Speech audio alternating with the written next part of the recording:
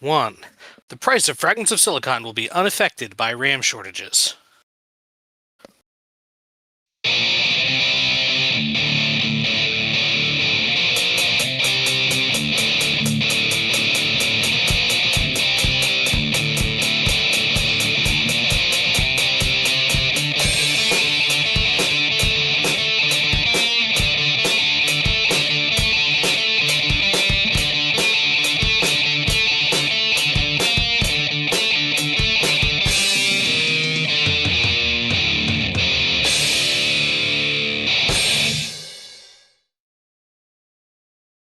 All right, welcome to another installment of Fragments of Silicon. I'm your host, Adam. Joining me as always are Petty and Galax. Right, let us get to the news. Petty, what's going on in your life this week? Dare Well, I ask? well, you may have noticed we didn't have a show on Friday because my buddy was actually able to get the time off work to help me take stuff to the dump. Final damage for that, just the one truckload, was 400 pounds. Like, So that's a lot of stuff. yeah, my body hurts. So I've not Your been doing. body's been hurting for weeks. I mean, to be fair, disabled person trying to push themselves to do everything a regular person can do doesn't usually end well. I mean, that is true. So yeah, I have been taking it easy the past few days because my arm hurts, my leg hurts more. I'm just all around a mess right now. Send help. But You yeah, may be too far away for that. fair. On Saturday, I did get to go to the Digimon tournament. I had fun. I ended up getting 11th. If you are in the Discord, I have a write up on the deck I used and kind of how it works if you are interested in that sort of thing. And also last week, I got a new office chair because it was on sale. So I am now no longer, my butt no longer hurts sitting at my desk. So Because That's those things are helpful. expensive. do what? Those things are expensive, so Yeah, well, I got this. sale is important. Yeah, I think I paid like 150 for this one, which that's not bad. It's not great, but seeing how chairs usually last me like 3, 4 years, it's better to get one that's fairly decent instead of the cheapest thing available. Hmm. And since I've been in my room a little more, Soul has decided that I used to have some little cushions I put in my previous chair. Well, Soul has decided to take one. He has his own little spot on the other side of the room where he pulled the cushion over to, and he's been bringing toys from the other rooms up here and putting them there like it's his little spot. And it just tickles him when I'm playing video games and he can just watch what I'm doing because I guess he likes the flashing lights. So that's been kind of adorable. Sometimes he will actually jump up on me, like if I'm laying back in the chair, he decides, ooh, human cuddle now. Though I guess the new shorts I did also get, they're a little bit have like a little bit of the windbreakery material on them, and he keeps sliding off whenever he tries to jump up. So I need to pick him up and actually put him on me, which it's kind of one of those things where it's like, oh, little buddy. But yeah, at least he's not hurt himself trying to get on me, because then he would be less enthused about getting on me at that point. Ugh. And as far as gaming goes, not a whole lot to report.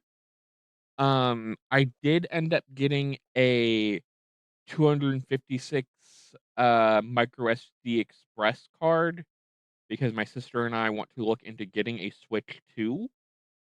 before the price goes up. So it was on a Prime Day sale for like $40. So I figured, yeah, might as well at that point. So extra storage is better than not enough storage. And then not really a whole lot of game playing or stuff to recommend going on. I've just been kind of watching stuff on YouTube and hoping that the pain goes away. So next, Well, this week is the week of the local anime and games, etc. convention. oh man, I'm not going to stay at the hotel for it or anything, but I'm taking the rest of the week and the Monday off. mm, Hopefully, the parking won't be too atrocious. yeah, that is something you have to Uh, look out for, it's even at at a smaller cons. it's at a new location from last year. This is at a hotel in the city of Portland instead of being a hotel near the main mall, which Don't forget to they play. outgrew that a couple years ago. Yeah, But and they'd been renting space in the mall as additional stuff, with but overflow. Yeah, that's not ideal. yeah, And uh, and I think the mall started charging too much for it. So sounds about right. because you know how it's not easy being a mall in the Yeah, year of our Lord. Anything after Amazon.com started catching on. yeah. So that is kind of the biggest thing going on with me. I've also been doing quite a bit of model kit building over the last couple of weeks, which I won't spoil everything before it goes up since I have been posting about those in the Gundam topic on the Discord, but I have at least one Witch from Mercury side story kit that I've done. I have an old Gundam 00 kit that I think I got as a prize at convention in a previous year, and I have completed the third Hukabine model. I guess if you And want to see our goings on throughout the week, we do have a Discord. There should be a button Mhm. for it. If you're interested Yeah. in Gundams, if you're interested in Beyblades, Digimon, just memes in general, go give us a join. Mhm. We We're don't happy to. have Yeah. like insane amounts of activity, but you know, it's a place to be. Yeah, I mean, So at yeah, least that not yet. is uh-huh. casual Huh? poke, casual poke. Yeah. Right. I guess Uh along hmm? those lines, I've revamped the recommendations thread to be about price recommendations. Mhm. Now, I think we could still recommend things that are not specifically on sale, but I whatever. mean, nobody Anyway. seems to do that, so Sorry. Yeah, I'm not good at doing that. Yeah, I mean, maybe if that Hence happens, hence we why can. there aren't even Yeah, many things from me in the yes. videos suggestions thing, even though I really wish Adam didn't monopolize that so much. Maybe we'll it's work on that at fine. some point. I mean, you guys have to put in the effort there. That's Like, what I said. yeah, it just kind of fell to me to find the video. Right. Like, Hmm. I'm always like concerned about whether it'll be okay or not, so. I'm like, yeah, I just venture forth Mhm. because Hmm. there is another show that has to be filled at that point. So, Yep. Mhm. But yeah, like, those anyway, are the main things going on with me. The weather's been being annoyingly humid and rainy for the last week, but hopefully it'll be decent. Video game wise, I have continued to play Mina the Hollower. I am on the sixth power zone. I'm doing them in recommended order, so it's the one with the mirrors. The boss is being a pain in the butt because it has a phase where, like, after you kill it the first time, it gets angry, and then a little after that, it splits into two, which is, you know, difficult to dodge. and I've also been continuing a bit with Super Robot Wars Y. Why? Looking forward to, I guess, Star Fox, and I think there were a couple other games coming out soon. But we'll see how that goes. And I think that's all I got. Well, I guess that means it's my go. Let's see. I suppose the big thing that's going on this week for me is, well, it's another Kids Watch week, so that's what my days have been filled with. Like, I think one of them's over there in the corner. Not sure how much they're paying attention, but aside from that, it's been fairly quiet, which is fine. Like, the addition of temporary visitors ups the pressure cooker, let's say. And aside from that, let's see. In terms of gaming, let's see. I have beaten all the non-fighting games in the Teenage Mutant Ninja Turtles Cowabunga collection. Because fighting games are not really something you beat the same way as others. I mean, I guess you could say, well, I cleared the story mode insofar as there is one with every available character, but yeah, they have the achievements for that. It's just I have no desire to actually play the tournament fighters. right. I played the It's a Super different Nintendo. kind of deal. Right, I played the Super Nintendo version back in the day. It's a decent Street Fighter clone, and I know it's got its very, very passionate fans, but it's like I really didn't feel like playing it. The NES version has always been, always will be a novelty. Hey, look, we're putting a one-on-one fighting game on the NES, and the Genesis version is just shit. Like, I haven't actually rented it or anything. There was a kiosk that had it on display, and I'm just like, this is garbage. Like, anyway, the point is, I've played all the games I wanted to play out of the collection, and since I do not care about achievements, because it's if I wanted to, I could go for all the achievements. They're all complete the game achievement.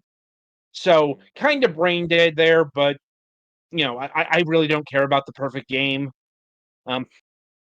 Especially since the Genesis achievement is something I do not strive for. Like, but let me see. So I've moved over to Tetris Forever, Oh man, in that I literally fired it up a couple hours ago. I like Tetris. Like, yeah. But still progressing through Dead Space. I've finished chapter 1, so I'm in chapter 2. I think things are playing out like they did in the 360 version. It's been so long since I played the Xbox 360 version or the original version of Dead Space that I do not remember what all the beats are. And also I believe the PC version of the original doesn't play well on modern hardware. I had more problems running Dead Space 2 from what I remember. But that might have been because the origin bullshit contained in that one. Like, regardless, and also playing through the games for review when I can find time. Anyway, so I think that'll about do it for the news in review, so to speak. So, merrily, we shall roll along to the interview portion of the broadcast. And joining us this week is Kamau Vassall of Kassle Games. Hello, hello. Yeah, I'm Hello, how are you Kamau. doing? I'm doing good, doing good. Sorry for Right. the small delay. I guess my internet's a little rough, but yeah, I'm excited to be here. To meet you guys. It's good. Indeed, it's good to have you. Right. So, how we like to get started is we like to get to know the people behind the games, the studio, and all of that assorted business. And we begin that journey by asking this particular question: what got you interested in video games, both on a personal and a professional level? That's a good question. I probably first started playing games when I was like 8 or so, or maybe even younger, 6 or 7, like that. Um, so a very small child, and it probably would have been something like Mario Brothers 1 or something like for on the NES. No, actually, my first console was a console called Socrates.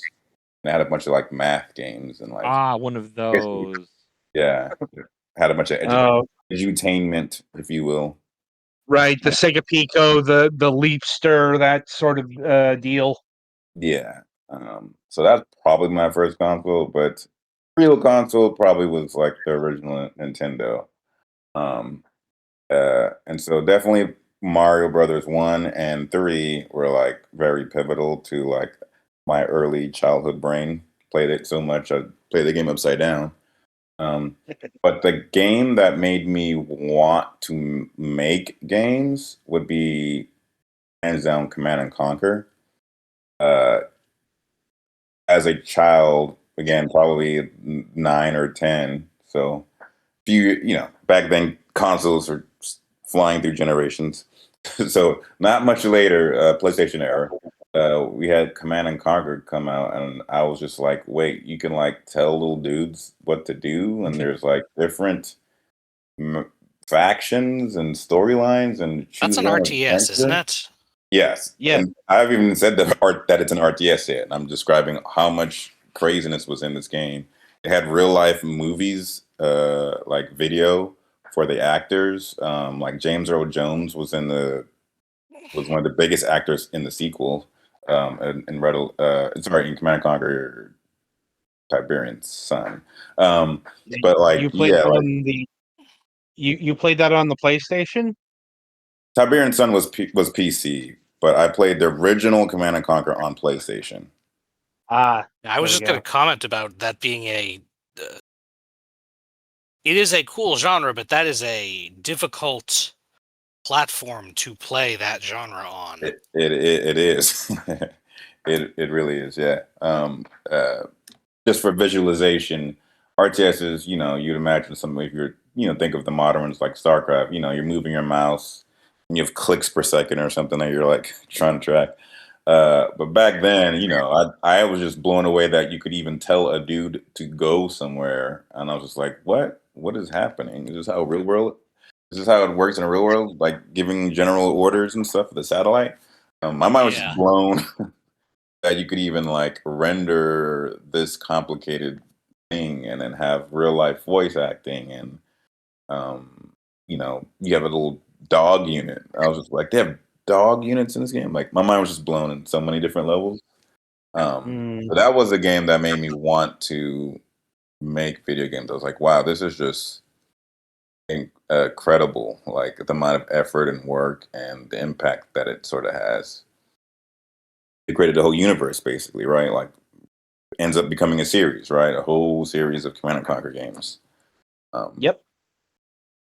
so that would probably be the game that influenced me to join the industry, let's say. And then, sort of cliche, like to be indie, I suppose. I did not watch Indie Game the movie until way later, but Mm, uh, I will just happen to be on Xbox Arcade and played Braid. And I was like, wait, one. I mean, it wasn't one dude, but at the time, I thought it was one dude. I was like, wait, right. one dude made this. Uh, so that I was like, all right, it's possible to do it on your own. Uh, so I would say Command and Conquer for sure. So it's probably the biggest influential thing. Now, have I made an RTS? No, but do I want to? Absolutely. Mm, right. So I suppose it's worth asking, when did you finally decide to make the plunge, and or rather, have you worked in the industry like at say EA or Ubisoft or any of the big firms? You nailed one of them. I definitely worked for EA for 2 years. I Mm. worked on Madden and NCAA football. Um, The sports so people. yes, I was under the sports label. Yes, Tiburon in Orlando, Florida. So I was Mm. there for a little bit, and then I've EA also Orlando. Yeah. more recently I've worked for Unity, and that was for 4 years. For during the COVID years, so 2020 to 24. Okay. And what precipitated the jump to indie? I mean, I've always had some of my own stuff always out there. I guess in the EA days, this would have been 2012 or so. I didn't have my own, like, let's say, side projects and stuff like that were commercial in any sense. But uh, while at Unity and before it, so I want to say for almost 10, maybe 15 years now. So after EA, let's say a year or two after EA, I started self-publishing my own mobile games. So I have 6 mobile games out right now. And so it's sort of like I'm always have my toes in the indie space a little bit. Um, and I guess I'm just trying to, I look at people like John Carmack, all right, and that's, it's 30-year anniversary of Quake and all that. Those Right. guys who basically helped start the industry, uh, for indies, let's say, they helped start that small scrappy team, maybe find a publisher too. Like, I think they worked with 3D Lums or Apogee, I can't remember. But they sort of started and pioneered that. But a lot of people forget that like they had jobs, like especially when they're doing like Commander Keen and stuff, like right before Doom, like they had jobs and they were spitting out like game. They were spitting out like 12 games and modding games. Like Yep. they if you read what's the book, Masters of Doom, like these guys, I try to like, and I said people like, oh yeah, last year I did 4 game jams. They're like, that's insane. It's like that's really not insane. Yeah. Like the Romeros and the Carmacks were doing like an insane amount of games per year. Not to say that we all need to do that, but yeah. I do look up to those guys, and so yeah, I definitely try to work or contract and not just be full indie because I don't have a Ferrari like John Romero. I don't have a bunch of money, so I'm definitely yeah, contract work is the way, or full time work as well. I mean, so who have you contracted with recently? My most recent contract would be with a company called Farbridge. Mm. They do Sounds. mostly VR. They mostly do VR games. They've done Uh, some stuff on Ruby.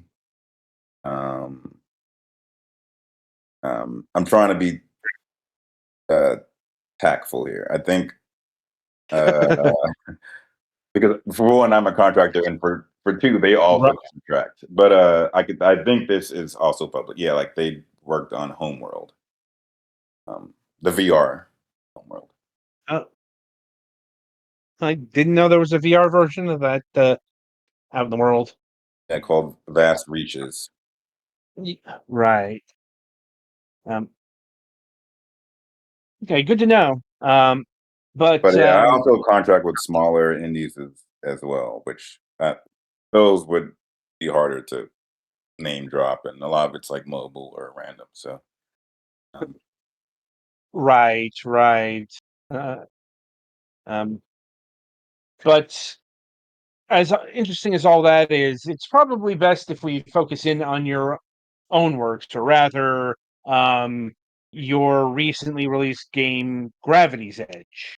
absolutely, yes. So I just recently released the game on Steam. It's my first Steam title.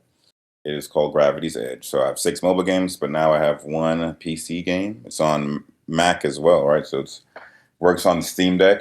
Um, Mhm.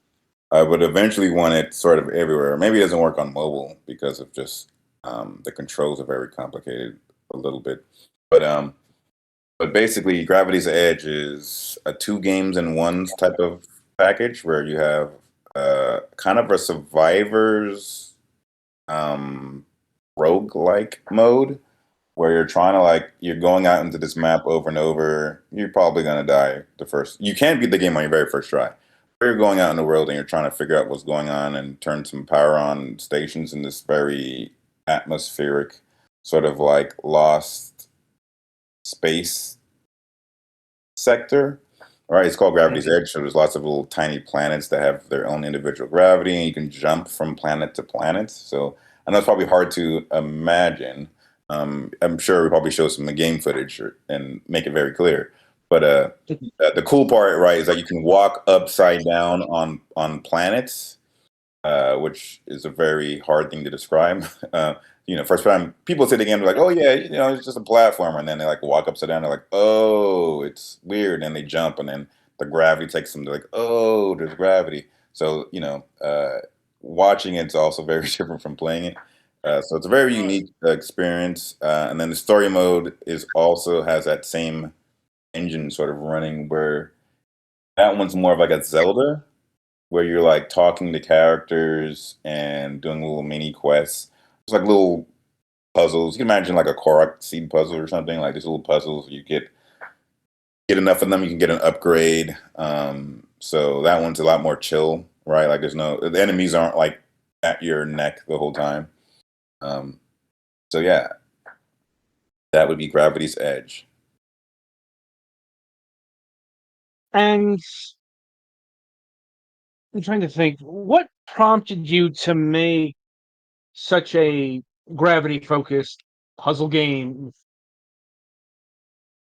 So when it came to Gravity's Edge, I sort of because maybe in the way my mobile games are, they're like existing games with a twist. So my mobile games, one of them's like, for instance, the Caribbean Dominoes, and in it's dominoes, and the twist is when you beat it around, a meteor shows up and blows up the table, right? And you're just like, oh, okay, that's kind of cool. It's kind of like anime or like Street Fighter meets a traditional game of dominoes.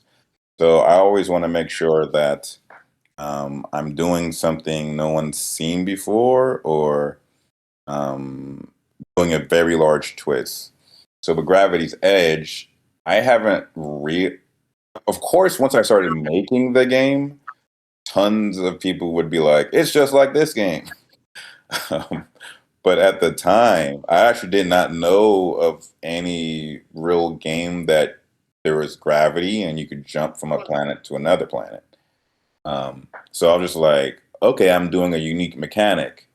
And then let me just keep adding new things I haven't seen before. So like there's a part in the game where like all these asteroids are landing on your planet and the planet can like explode and you catch on fire and stuff.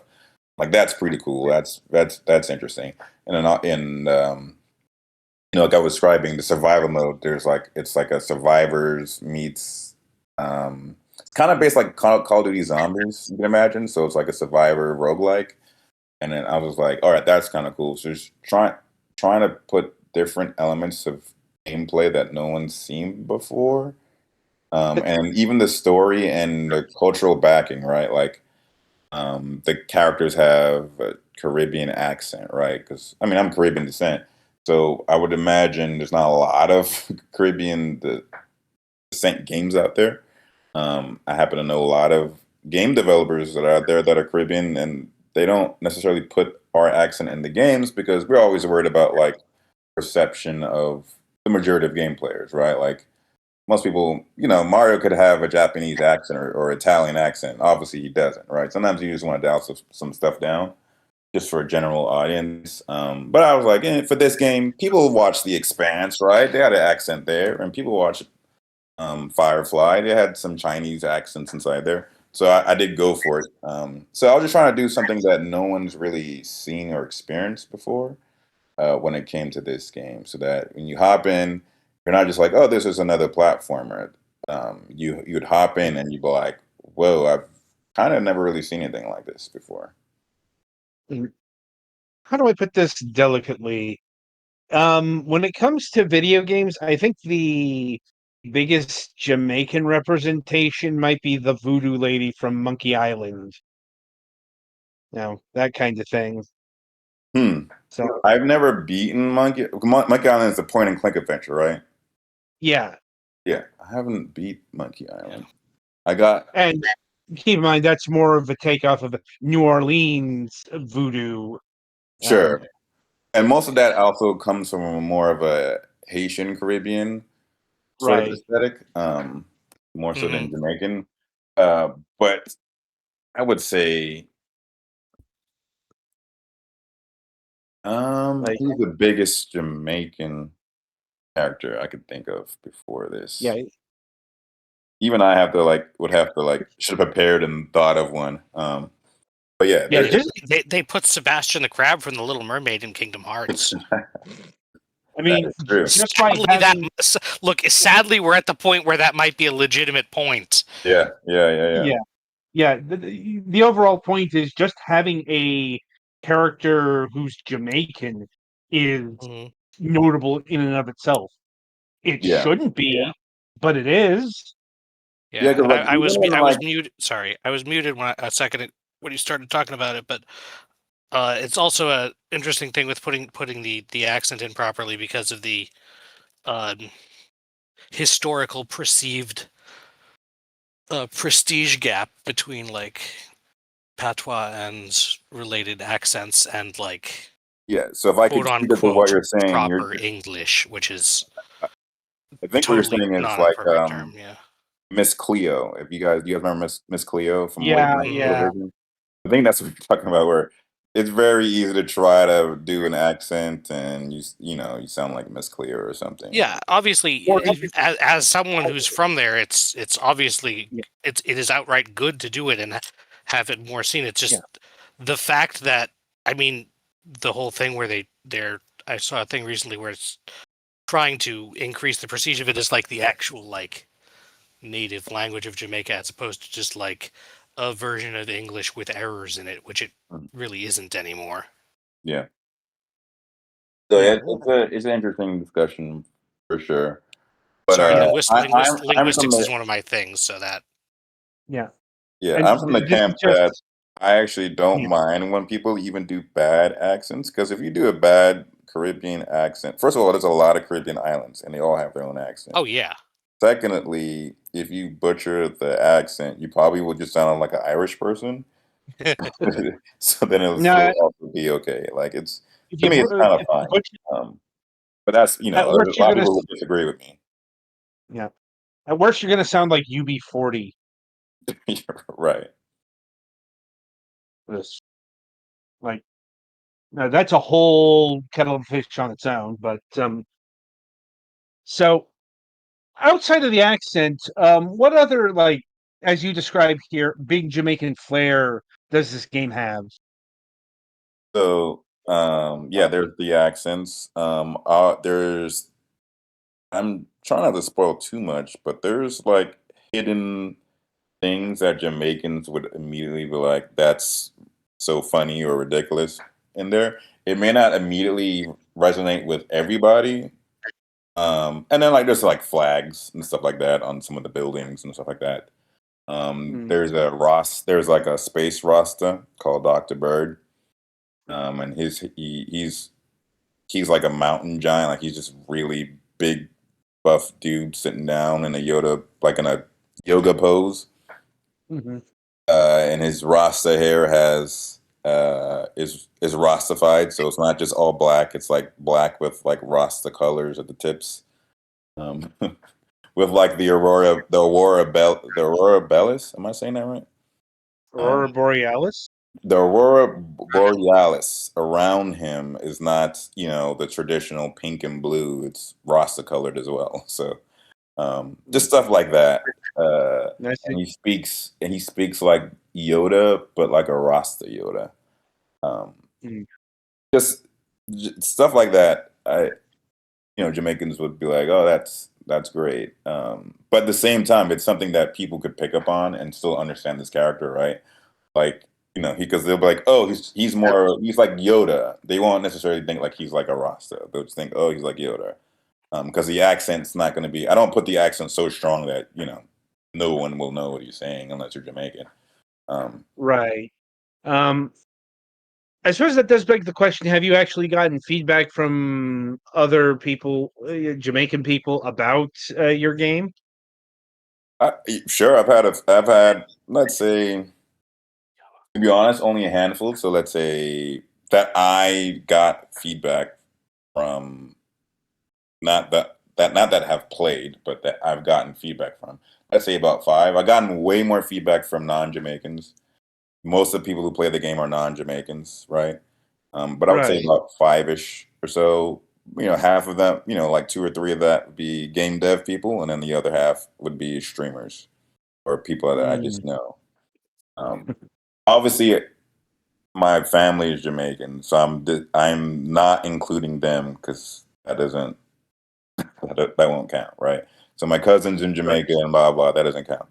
I'm talking about non like super external. Hmm. Well, I mean, do they like what they see? Oh yeah, I mean they're happy that there is a game like that um, even in Hmm. existence.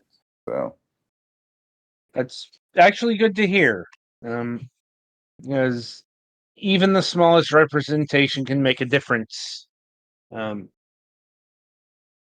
anyway, so shifting a bit beyond the cultural influences of the game, what is going on here? Like, who are you? What are you doing? Like, why are you going around all these moons? That sort of thing. sure.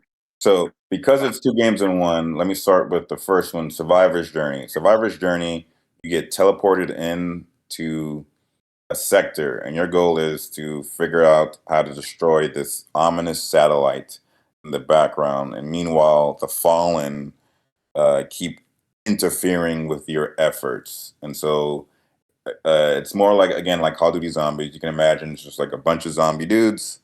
We call them the Fallen. They keep appearing and then in the level, there's little story beats. So like you might go to a little special planet with the Fallen inside of it, and it will give you some story feedback. There might be a grave site. It'll give you some story feedback as you do different things on the level. Um, the world sort of opens up, and you're basically a dude, um, a Kassler, basically, which is a notorious organization known for just getting stuff done. Um, so not quite a government agency, more of like like imagine a private force. Like you could think of Metal Gear, probably that a private military force.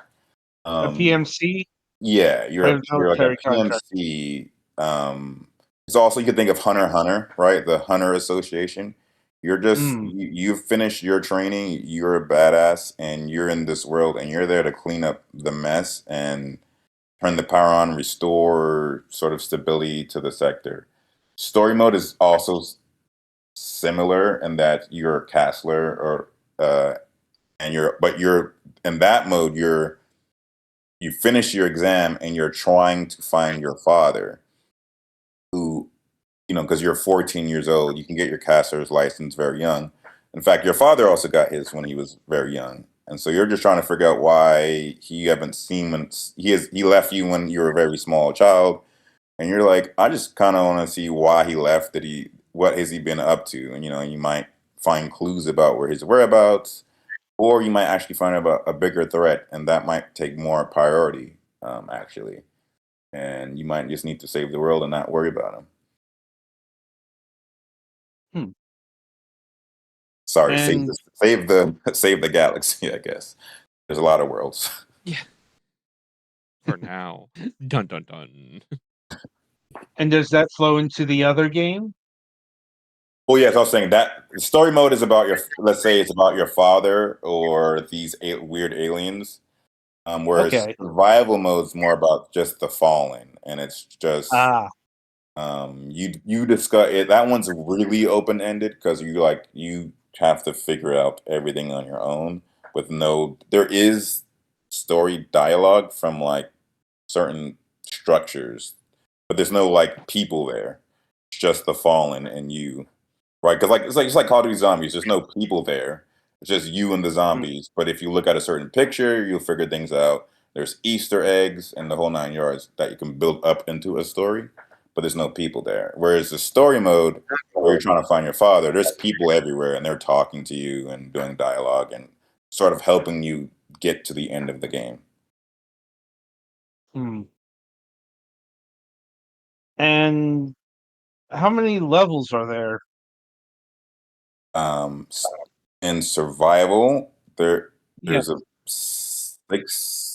six sectors. Um, there's not really different biomes in survival mode, but in Mhm. story mode there is six biome. Am I counting that right? 1, 2, 3, 4, 5, 6. There's six biomes in story mode. I guess 6 and 6. But the worlds are way more different in story. Like there's like a place with like planets that are all on fire and catching on fire and stuff, right? Like lava worlds and stuff like that, and with fire spouts and stuff. That's like a whole biome. So the biomes are like different gameplay, right? Like you have to navigate a planet that is a volcano or whatever.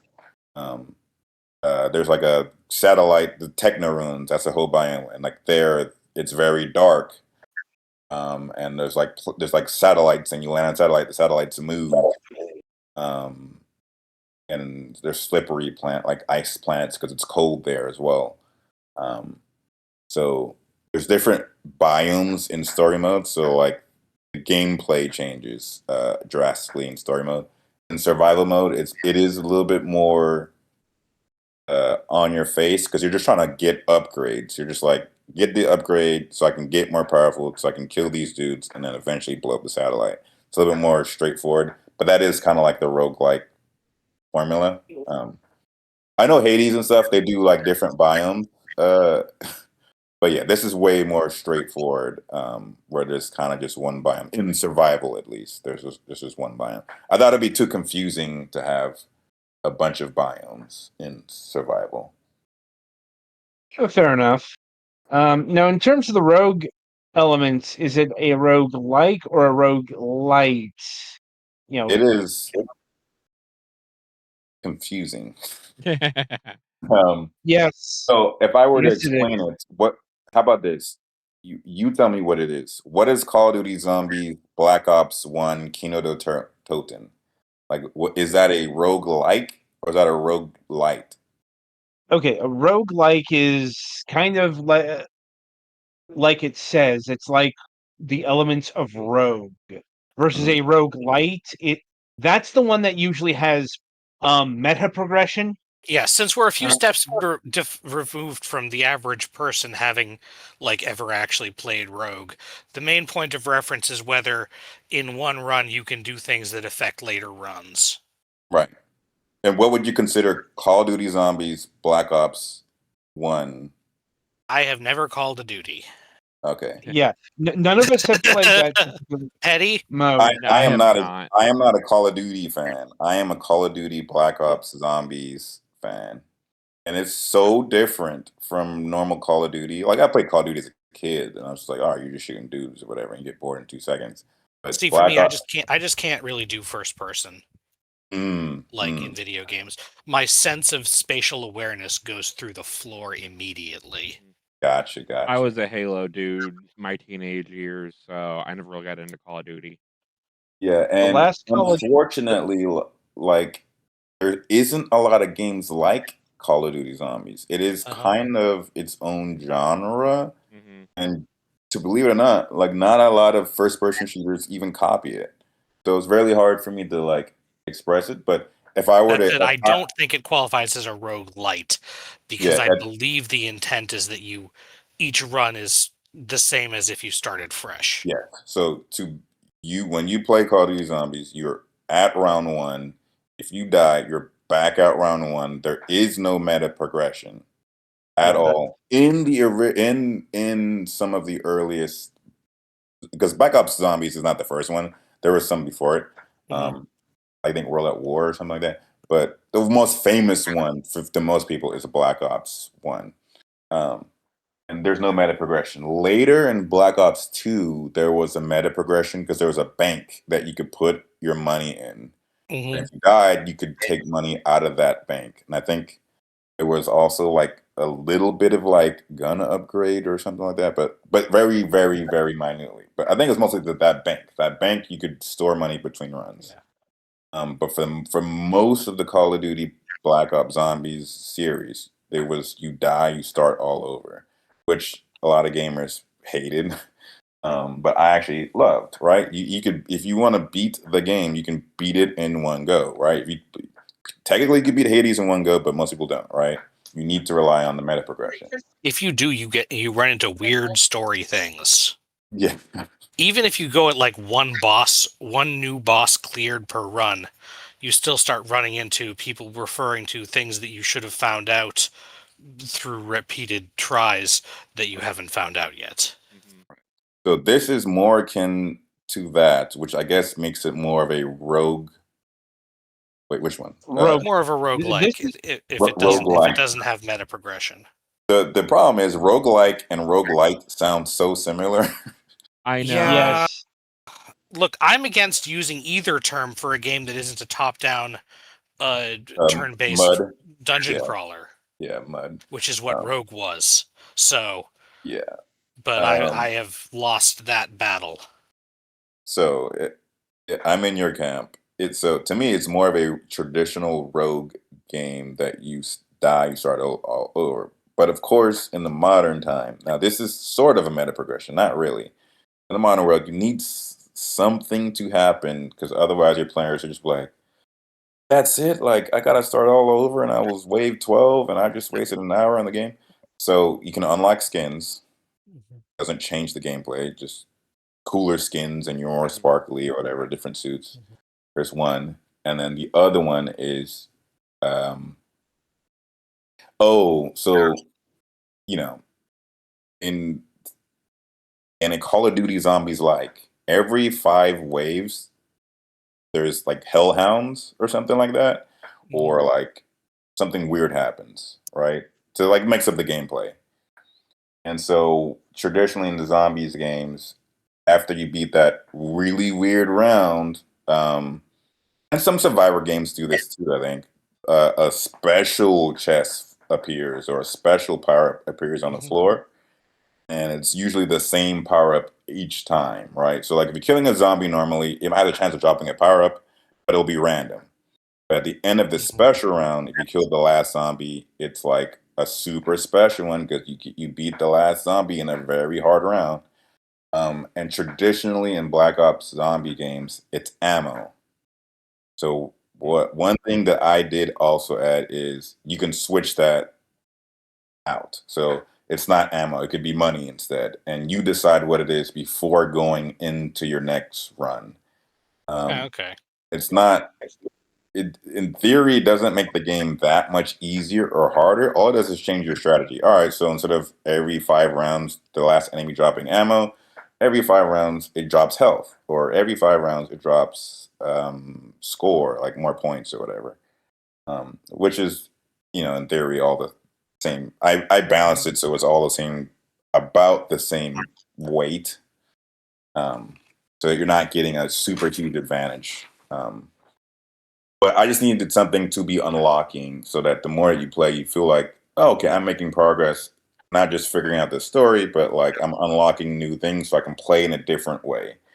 But yeah, I'm not going this Vampire Survivors route of like, you literally just can put the game on, walk away, come back, and then you unlock some new thing that makes the game go faster. Like it's nothing like that. You have to play the game, and if you don't get good at it, nothing will happen. You have to get good at the game, basically. Okay. And how difficult was it to come up with the gravity calculations here? To be honest, I did that all in the first week of the game development, and I just did real world physics. So the planet size matters. The distance to each planet matters. There's like a factor because I make some planets extra dense, so more planets are like just like green giants in the game. Where like, oh man, I can barely jump on this planet. But one of the tricky parts is people are like, I see these planets below me. When I jump, I fly down to them. But once I land on them and I jump, I can't jump back up to the planets I left. And that is because I'm literally calculating every planet in the game. And then there's planets that they're not seeing. That is the reason why they can't jump back to where they might have come from. So that is something that confuses some players in the game, where some people intuitively get it. They're like, oh, I just left a giant group of planets. So yeah, when I jump up, I will go back or to the the more dense area of planets. But for the most part, it's kind of like a subtle detail because you're just running and jumping, and there's only like let's say 10 planets on the screen at a time, so you don't know that the other 40 planets are actually still affecting you. But I didn't want to like fake it. I was like, let me just make all the planets do their thing. So yeah. Hmm. And so this game came out last month, or about almost 2 months now. Yep. So how has it been doing on the marketplace so far? The world of indie is an interesting one. If you were to go and check out the game, and I recommend everybody go check out the demo so that they have, I'm not like, hey, just my game is the best game ever. Like, go check out the demo, even if you see that for one, it has positive score on Steam with like 20 reviews. The reason why I'm bringing up the number of reviews is most games on Steam, right? There's going to be like 20,000 or 10,000 games that release this year. Most games don't reach 10 reviews in a year.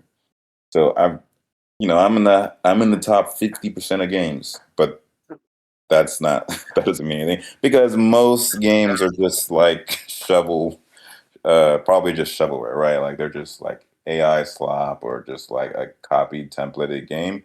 So I'm doing better than a lot of games, don't get me wrong, but I'm not like the next Megabonk or I'm not the next Vampire Survivors. I am bundled up with a lot of other indies. I'm in, how many now? I think I'm in 3 bundles. Um, I'm about to be in a 4th bundle sometime tomorrow, probably. So and that's because other developers and groups they see commonality and they see how good the game's doing. But again, it's still not like a runaway hit, right? I'm not on the front of IGN. Right. You're not the next Mina the Hollower. I am not the next Mina the Hollower. Yeah. But if you are satisfied with the performance, that is perhaps what most matters. Yes. And I'm always looking for ways not to just like artificially, again, make people play and buy the game. I do want genuine feedback, and I want people to play the demo, right? Like go ahead, play the free version. That's totally fine with me. And then make your decision then to buy the game. If it's something that interests you, then leave a good review. That's my MO. Is I want this out there. I want people to know about it. It's not necessarily just a cash grab. Right. And are you still doing content updates or any sort of uh, updates at all to the game? Absolutely. So the plan is I want to add potentially. So Hollow Knight, Hollow Knight is like a blessing and a curse because they're like $15 and became like one of the biggest games ever. And then they made their sequel for only $20, so that also hurts a lot of how we should price things. But my goal is similar in that vein. It's like, all right, I'm $10. I'm gonna probably add a few big DLCs for free in the same spirit that Hollow Knight did for only $15. Um, and that's the way I sort of see it. And so um, leaderboards, I think, came after launch. So right now, the game has leaderboards. The game has co-op play. The game has Twitch integration and some other things, right? Like it has. Sorry, I was hearing an echo or something. It has a lot of has a lot of background features that are like really good for longevity. So yeah, leaderboards, co-op, stuff like that, achievements, and so Mhm. I want to build more in the content realm, like more biomes, um, Mhm. Adam, and we are getting some sound leaking from you. Hang on. Sorry, it is okay, distracting. I thought I was crazy. That's why I muted myself for a second. Uh, all right.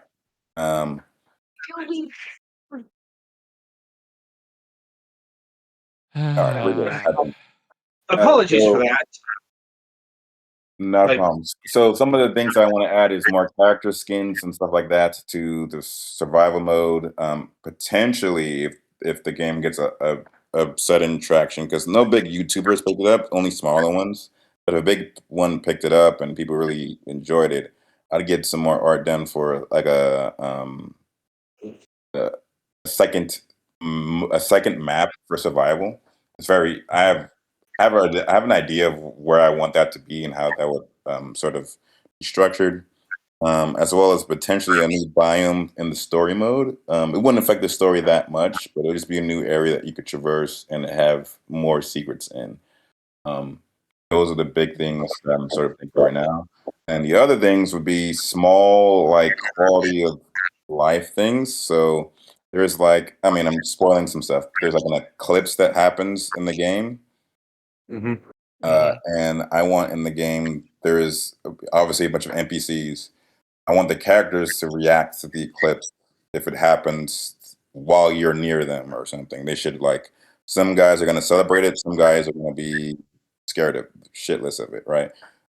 So I want to add some of that stuff in. That requires art and stuff like that, and uh, I have to go back to my artist and get some funds together to pay him for that. But a lot of the stuff I do have plans aren't really super art heavy, right? So the second map doesn't require that much art, um, because I already have a map editor and doesn't really require new planets or anything like that.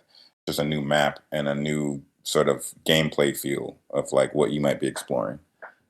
So a new map is definitely in the works, and then for story, a new biome and some reactions to some cool stuff. So Eclipse is one, but there's some other ones like dancing.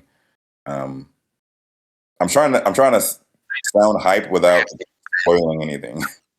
But Now, understandable.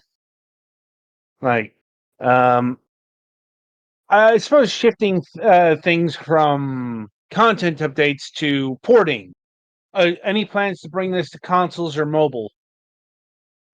mobile would be really hard to do because of the complicated controls. People are very opinionated about the controls already, and at least with the gamepad on PC, you can bind them, Mhm. but you have to like run, jump, shoot, reload, open a map, switch weapons, control the camera, zoom the camera. So I agree with you in principle, but some people that don't let that stop them. Well, and to be fair, there are controllers you can attach to your phone now. It's not standard equipment, but they exist. yeah, it just be really, I would have to be convinced. Like if like 1,000 people were just like bring this to mobile, then yeah. Right now it's on Steam Deck. And I think people like playing it on Steam Deck. But I need a bigger sort of audience for when it comes to mobile. But for console, I am trying my best to finish some things up and then start. I mean, I've been trying to harass Nintendo, Sega, so not Sega, Nintendo, Sony, I mean, to be fair, the level of art, you could probably get this on the Dreamcast. Don't know if it can calculate the math for the gravity, but but I am trying to get it on, the modern consoles. It's just, they're very slow and they want certain things and they take their time. So yeah. Right. And if someone happens to know someone at Nintendo that can make things happen, I'd gladly do it because I'd love. This is the type of game that I think a lot of people just love playing on Switch. I think I could see Mhm. that. that's my vibe for it. Anyways, is that it has that retro look to it of like that 2006 or so 2D art style, and I think that really works well on like Nintendo and for that audience. But also, it's something you can just plink away at for 15, 20 minutes, put the Switch to sleep, come back to, plink away at 15, 20 minutes, Yeah.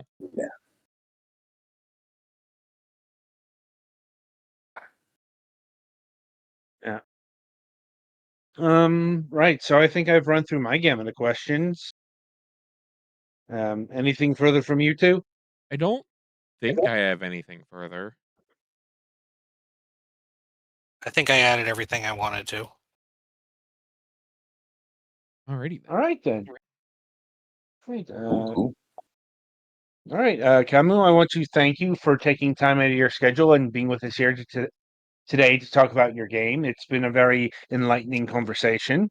Thank you. It's Thank good you to guys hear that. for inviting me. Yeah, I've Yep. been. Yeah, we scheduled this a while ago, and I've just been anticipating being in the chat with all of you guys and Yeah. talking about this. Yeah. Seems to have been a good conversation by all. Right. So the game is Gravity's Edge. It is out now on Steam. It is retailing for $9.99, but there is also a demo. There's a demo. A little bird told me that the Steam summer sale might be starting tomorrow or something like that. Wouldn't be it wouldn't be surprising because we are approaching the 4th of July, so that's typically we're around the time where the Steam sale starts up. So a sale might be starting up soon, and also it's in a few bundles, so you can get it packaged with some other cool indie games as well. And yeah, All right. So be sure to pick it up or at least play the demo today. Petty, play us to the next segment.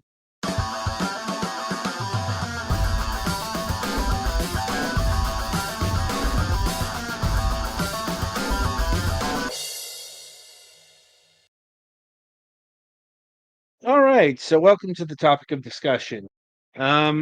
So this week it is Sonic's 35th anniversary, like his actual anniversary, not a checkpoint running gag.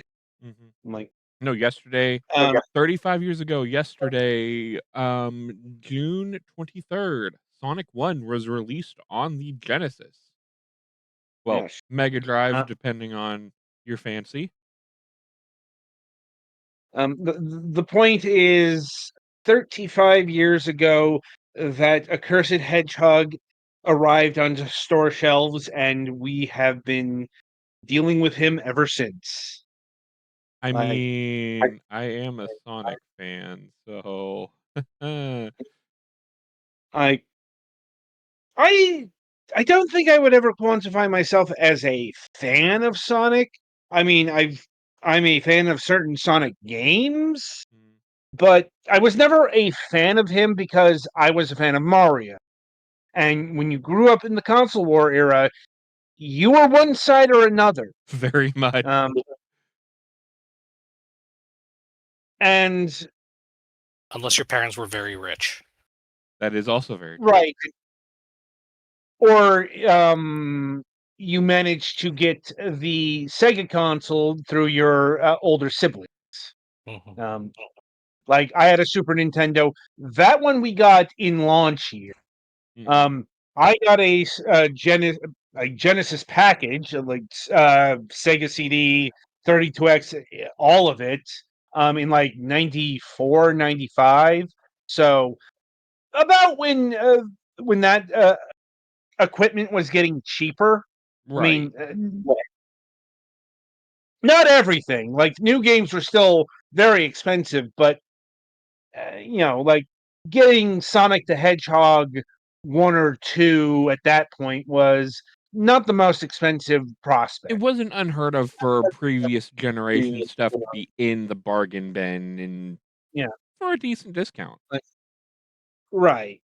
But we're not talking about all of we have selected Sonic Adventure as the Sonic game to talk about because, well, we've talked about the Genesis games, Sega The Sonic proper CD, classic generation. We'll get to the new and, stuff. Honestly, we've probably talked and about Adventure too, but whatever. um, and there's not enough meat on the bones of Sonic R to really talk about. I know it has its fans, but and I know like there are secrets to uncover, but it's still a very limited game in terms of like tracks and character. Yeah, and also unless you Uh, want to hear me scream for 20 minutes. no, that's me putting you into the Clockwork Orange chair and making you listen to the soundtrack. I actually don't mind the soundtrack. There are I'm some like, of them that are on my various playlists, but yeah, there are some of them that aren't great. right? It's just Memetics. The Sonic R soundtrack is legendarily bad, because it's cheesy J-pop, Mhm. um, as And the opposed the to English version has been just not the best translation of Japanese music.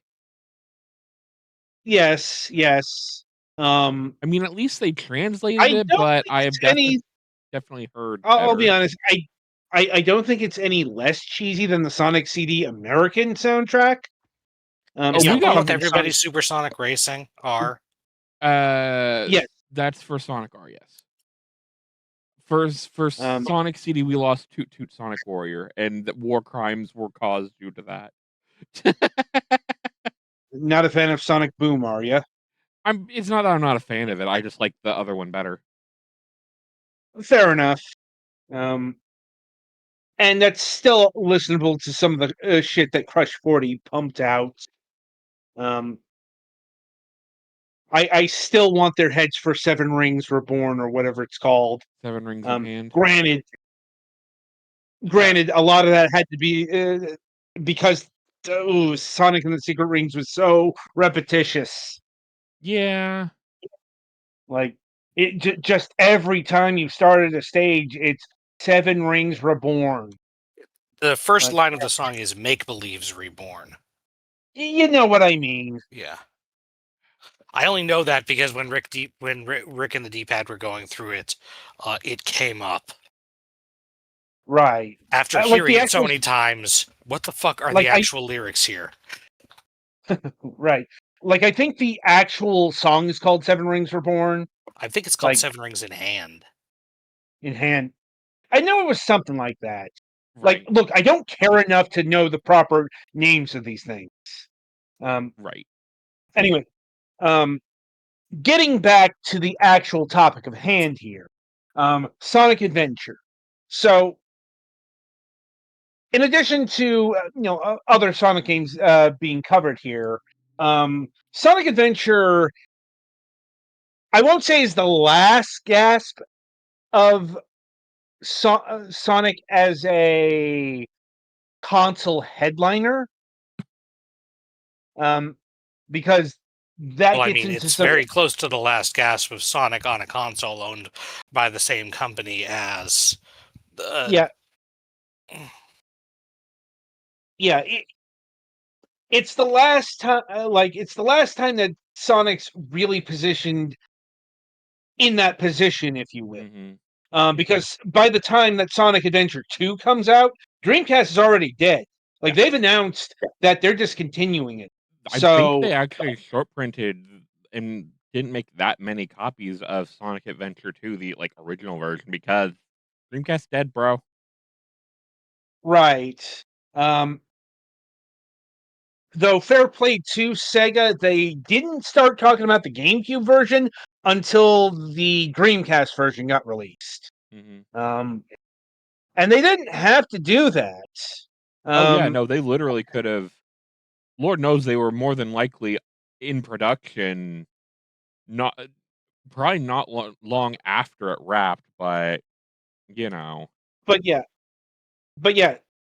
Sonic Adventure was Sega's attempt to right the ship, or one of the various attempts to right the ship after the cosmic debacle that was the Saturn. Oh, Sonic Extreme, why did you not exist? It was also the first Okay. practical, non-absolutely awful isometric attempt to put Sonic in the third dimension. Really, I'm going to be bold and say that Sonic Extreme was going to be bad no matter what. I mean, Because it probably would have been, but at least what they showed to the press, it looked like something that could have been interesting. Oh yeah, I'm not disputing that. It's just, I think I agree with Scott the Waz's description of Sonic Extreme. It just never looked like a project with any real direction. And indeed, now that we know the behind the scenes on Sonic Extreme, it was pretty much it's not so much that they didn't know what to do with the game, it's that they got pulled in so many directions. Some of that was political, like um what ended up being, like, I think the final death knell is the game was using the engine from Knights. Yuji Naka got wind of that and then put his foot down and said no. And quite frankly, Sega should have said, "Shut the fuck up," because there was also a disparity between Japanese and American perceptions of Sonic. I don't know if they he still didn't exist. have as much attitude in Japan. Well, it's He the didn't have similar no, thing to Metroid over here. Sonic does a lot better in the he, West than it does in Japan. but probably even more star. Yeah. Like, when it came to Japan, like in the Saturn era, it's who is Sonic? Like, we tend to think of Sonic as the franchise player because all the data, all of the sales, all of the pop culture influence that we here in the West have experienced backs that up. Japan, it's like Metroid. Like, It sells remember, well enough, but it's not your headliner. well, it's like they try, but it's more Sega consoles never really got any traction in Japan. Not to the level that they did in, America or Europe Oh yeah. or You're, Brazil. I was about to say, or South America. South America fucking loves Sega. Brazil specifically Yeah. because of local circumstances. Yes. Uh, but That is the probably a point topic is, in and of itself. okay. The point is, you want to know what Sega's flagship game was in the mid '90s? Who their mascot was? Alex Kidd? No, you're probably not going to guess it, but I'll give you a hint. It's not a platformer. Vector Man. That's a platformer. Virtua Fighter. Oh Ah. right, yeah. Yeah. Virtua Fighter was their flagship property. And That's why Sonic Fighters uses the Virtua Fighter engine, boys and girls. among other things, it's why the Virtua Fighter, the animation, exists. And there's actually a lot of Virtua Fighter merch that was done in Japan at this time. Because that was the game that sold the Saturn initially. Warts and all like but the ultimate point here is Sonic does not get a Saturn game, or at least a proper Sonic game at all, because they actually go and cancel the project. I mean, technically, Sonic Jam's Overworld is about the best we get. Yeah, and we get Sonic R, we get Sonic 3D Blast ported over. None of it makes up for the Sonic-sized hole. Because, going back to actual Sonic Team, they were too busy working on Knights, which was Yuji Naka's, personal passion project. It's like, which is all well and good, but it does really highlight the difference between Sega and Nintendo. Now, I will, yes, Nintendo broke with tradition eventually with the GameCube and having Luigi's Mansion, but like Nintendo would never ever have a console without a headline. Right. Well, and to be fair, the GameCube broke a lot of traditions. Yes, but my point is, Nintendo is also in a position where they don't have to have Mario as the all-time headliner all the time. They can have they have multiple strong IPs. Yeah. But my point is, you never see a Nintendo console without a Mario game. And certainly at some point, yeah. And you can even chalk, Luigi's Mansion, the face of the GameCube launch. That's still in the Mario universe. Yeah, it's Mario adjacent, even if it doesn't have Mario's name on it.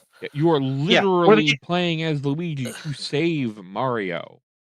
Yeah, or the Game Boy Advance.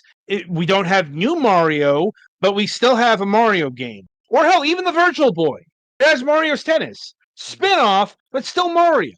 Like, remember, Mario's a versatile character. So, even if it's not a platformer, his visage can theoretically sell units. Obviously, it didn't work in the Virtual Boy's case, but that's more the fault of the Virtual Boy being the Virtual Boy.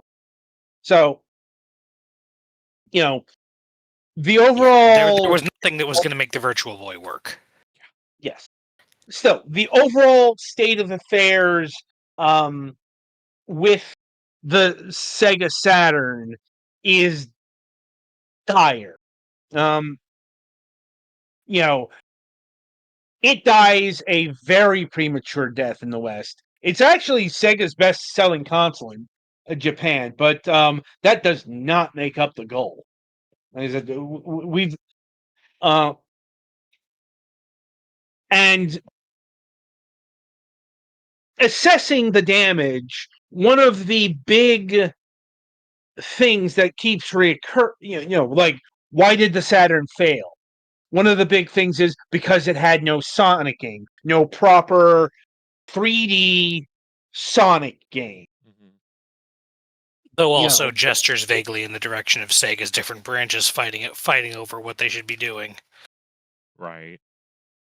There, like I said, this is one of the problems, not the only one. Like, there were so many problems with the end of Sega is a novel in and of itself. I'm like, yes. For the purposes of our tale here, that dovetails into Sonic Adventure, because that's mistake number one being corrected here. Instead of having no Sonic game, or the Sonic games being worked on and maybe it shows up some point in the midlife, no, we're going to have a Sonic game day one. And not just a port, not just a compilation, not just a new 2D Sonic. It's the late 90s. 3D is it. It's in. It's the now. The future is now, Grandpa. Well, no, it's if you're not getting into 3D, then you're going to die. Mm-hmm. It's a part of 90s gaming that I really, really, really fucking hate. Yeah, not to jump ahead a little bit, but Sonic's soiree into 3D was not exactly graceful.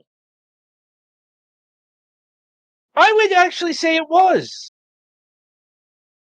Like, specifically Sonic's introduction into 3D. Mm. Like, okay, yes, the overall game, Sonic Adventure, is rough. As you can tell by me on the footage, literally just clipping through geometry. Though, Yeah, asterisks on that, the PC version is not the best port. It's just what I have right. on hand. But here's the thing: that this is something that's always plagued Sonic Adventure, because Sonic Adventure, um, even on the Dreamcast, I played through the Dreamcast version. Um, it has its problems, not just camera, but the bugging out, flickering polygons, that sort of thing. It's actually something that affects quite a few launch title Dreamcast title, Mm-hmm. because they had to cut corners because they had the deadline. Because they From wanted what it I out understand, for the year 2000. well, not for the year Or 2000. 99, This 99 rather.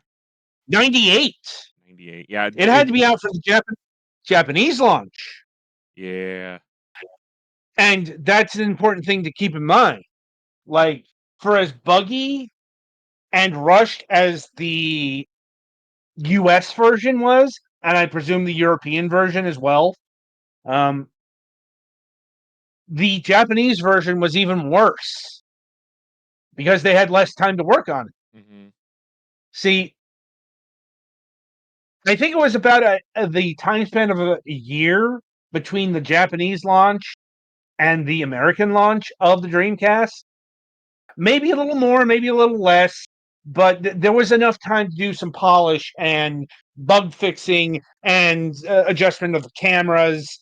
So it's pretty much universally acknowledged that the American Dreamcast version of Sonic Adventure is better. It's still got problems, but in regards to the PC version here, so the problems seen here are not they were not in the Dreamcast version. Mm-hmm. So we have the Xerox effect going on here, because this is a copy of a copy. This is actually a port of a port. Um, Yes, this is because a this port is of the not based. 360 Dreamcast collection.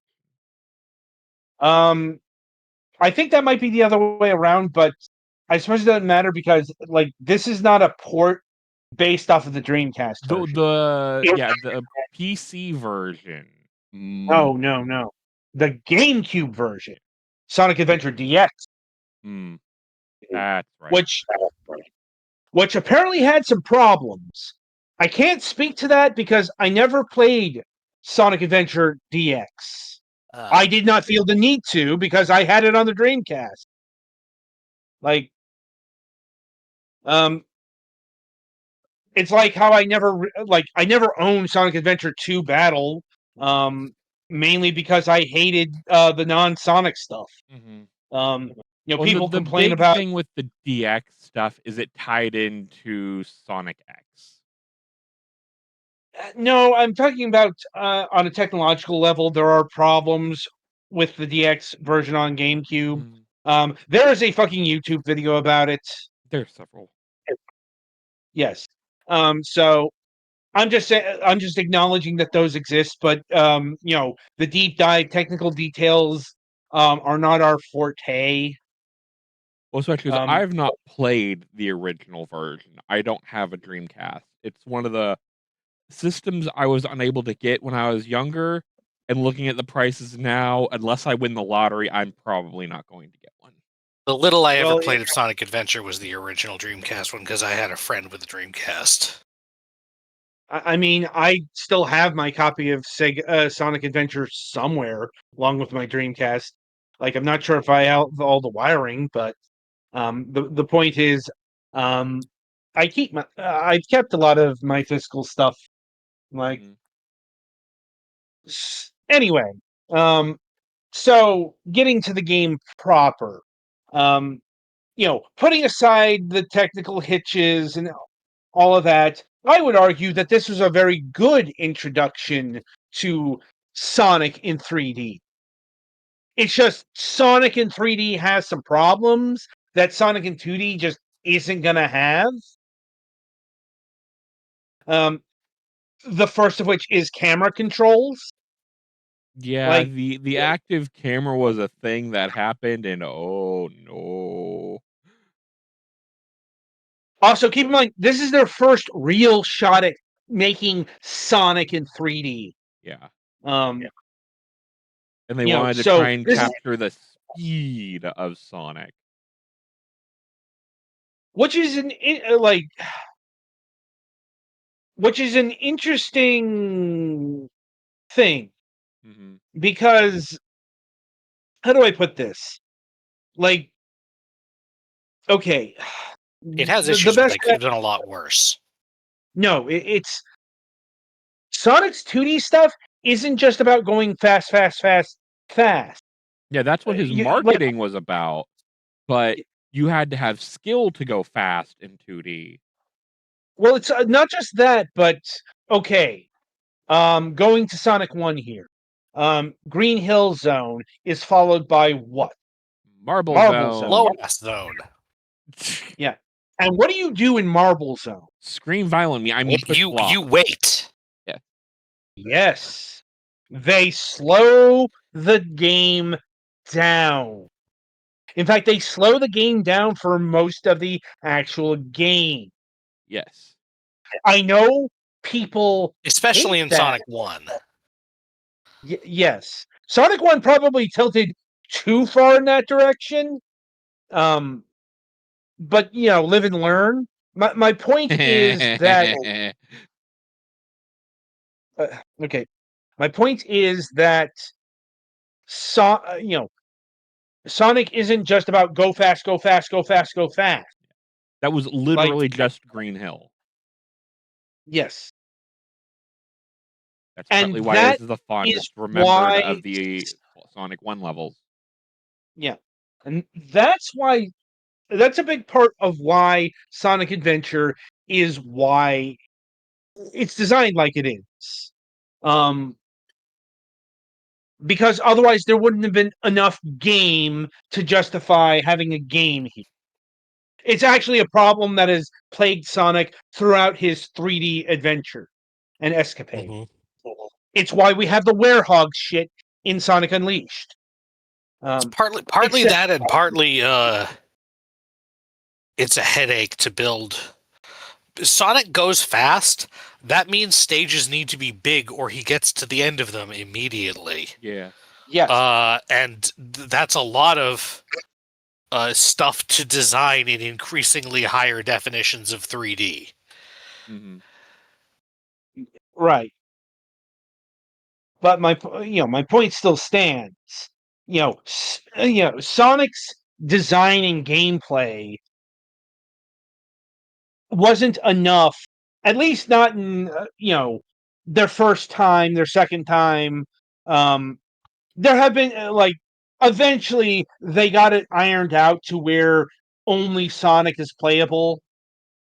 Because this is basically the beginning of the Sonic and Friends era. Yep. I know we call it the Dreamcast era now, but I remember this as the Sonic and Friends era. Because, if you had a Sonic game, it means you didn't have a Sonic game. You had Sonic and his stable of friends with him as Yeah. well. Just playing the Sonic portion is a little over an hour and some change. And it wasn't just his 3D stuff either. Mm-hmm. The Sonic Advance trilogy. His friends are all over the place. Sonic Rush, reduced character count, but it's still split between him and Blaze. Mm-hmm. Like I said, point to a Sonic game in the 2000s, and it's probably going to have, a cast of characters. And people were actually getting upset by this. To the point where I think by the time of Sonic Colors, Sega was actually touting the fact that only Sonic is playable in this game as a selling point. And the only other friend was Tails. Everyone else wasn't there. Until Knuckles. No, Knuckles wasn't in Colors. Oh, right, yeah. Oh, yeah, Colors specifically is... Well, it was still part of the reaction to too many friend stages. Mm-hmm. Right. I mean, it didn't help that by the time of Sonic 2006, we were getting like Silver the Hedgehog. Yeah. Mm-hmm. But if you want to talk about like original sin, we have to talk about, well, Sonic Adventure. That's how this all comes around. Because Sonic Adventure... I would posit that the problem was never having Sonic's friends in the game / to play as is bad. It's when you make them control badly, it's bad. That's actually not really the problem with this game. Because nobody really controls bad in Sonic even Adventure. Big actually has decent controls. It's just the gameplay flow of his stages is not what a lot of people wanted. Mm-hmm. Yes, like nobody, like, keep in mind we're in the late 90s. I signed up to play Sonic the Hedgehog, not amateur giant purple cat bass fishing. Literally, they just used the Sega bass fishing engine for that part, which is hilarious. Right. I think you can actually use the fishing controller for his portions. I don't remember offhand. It would be funny if true. I have not looked into it because I never owned one. Again, never owned. That is exactly the kind of thing that either Sega or Nintendo would do. Somebody ring up Scott the Woz and see if he has the stuff to test that, because that seems like a video he'd do. Possibly. Yes, Big the Cat is the most egregious call out in terms of not just flow, but design, the overall character. Some people don't like Knuckles because they don't like treasure hunting, even though it's better in this one than it was in 2. Some people don't like Amy because they don't like enemies that they can't kill. The bigger problem with Amy, and to that extent Tails, is there's a lot of level recycling. Mm-hmm. Like it's especially egregious with Tails, I think. Yes, Tails literally runs through most of Sonic's levels and has to race him. Yeah, at least with Amy, you have a unique gameplay condition. Mm-hmm. Tails... Also, I believe Tails is the only one of them whose game is explicitly not canon. Yeah. Yeah. Except when he actually branches off from Sonic and gets a couple of the emeralds. But that's about it. Yeah, those things happened, but like all of the actual like racing Sonic stuff, he did not race Sonic and win. Yeah. And certainly did not save the city on his own, unfortunately for him. Right. Another issue? Question mark? Like, another thing about this is, how do I put this? This isn't Sonic's tale. This isn't his story. It's Knuckles' It's like story. Knuckles and Tikal, and Tikal is dead, so...